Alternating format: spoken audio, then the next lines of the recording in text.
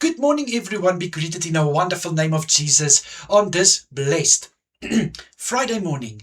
I trust you all had a good week, and thank you very much that I can bring a word for you today. My brothers and sisters, you know the one thing that God blessed us with and is blessing us with every day, it's time. Time is so important in our lives. Time plays a big role. Some of us are using our time to our benefit. Sometimes we are actually just wasting our time. But you know, my brother and sister, God is so wonderful to give us every day the opportunity to use our time to the best of our ability, to use the time to build, and also our time to use to the glorification of His name. That's why in Ecclesiastes 3, it reads a lot about time. Time for everything under the sun. But I don't want to preach out of Ecclesiastes this morning. I want to ask you actually, what do you do with your time? Can you honestly say when you look back to your time that you have used it to the best of your ability?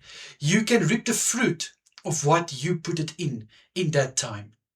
And when the hour comes, then you can honestly say that the time you have used, you can testify of. And you will forever and ever have joy and peace because of this time you are using. Some people will say that I'll rather spend my time at other places instead of church. And then wonderfully, people say that I will rather spend my time at church instead of other places.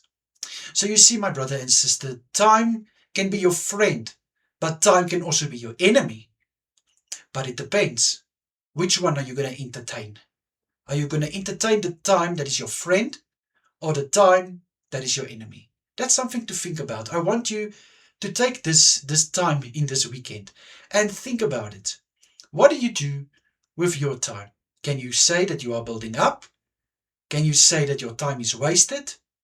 What are you doing with your time? Let me pray for you. Father, I pray in Jesus' mighty name. Thank you, Father, for the gift of time.